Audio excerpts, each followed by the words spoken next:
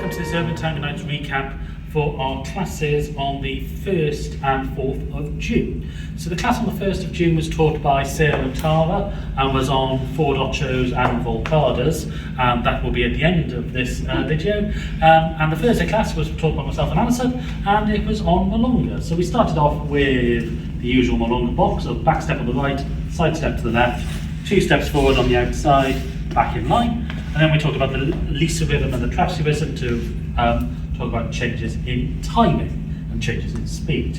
We then added in, got an exercise on taking side steps, so making sure we are transferring the weight and leading the follower to transfer her weight as well, which we can then make into circular motions, and we can change the direction with our side steps.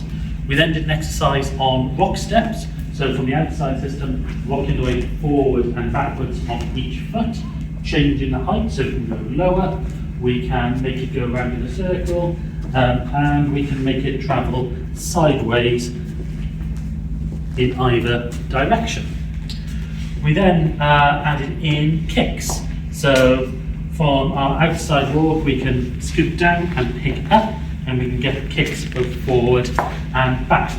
Oh, we should say with the rock steps, we also looked at a few decorations in front and behind.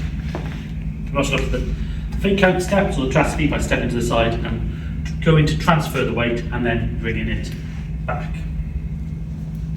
Finally, we looked at other moves that are commonly done to the tango rhythm. So things like ochos, ocho pitadas, crosses, heroes, and how to adapt those to the Milonga rhythm. So instead of having these big sweeping ochos, making them smaller and travelling backwards, reversing the motion into back ochos.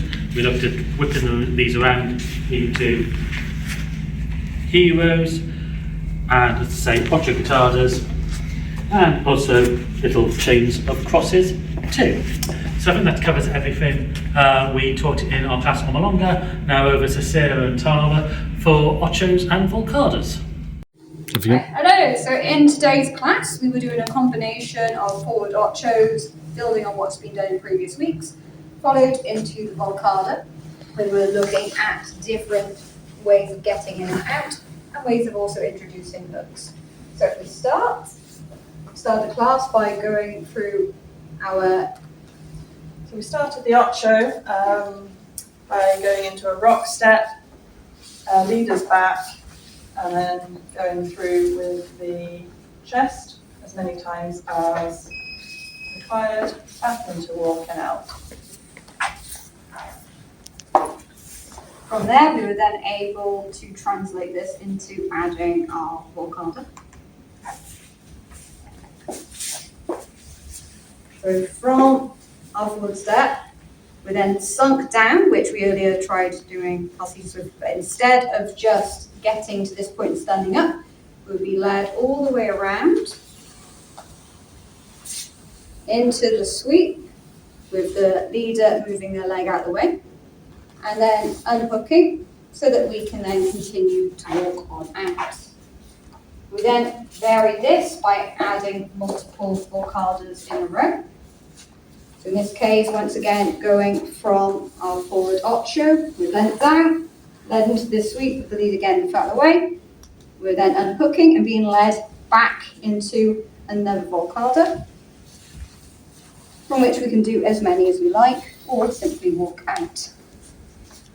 To finish, we then added in a hook. So instead of the leader getting their foot out of the way, they would leave it in place.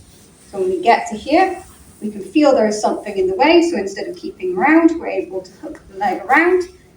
And if the follower also hooks on, we can go into a nice cup.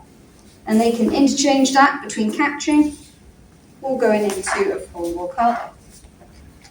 So thank you very much for watching.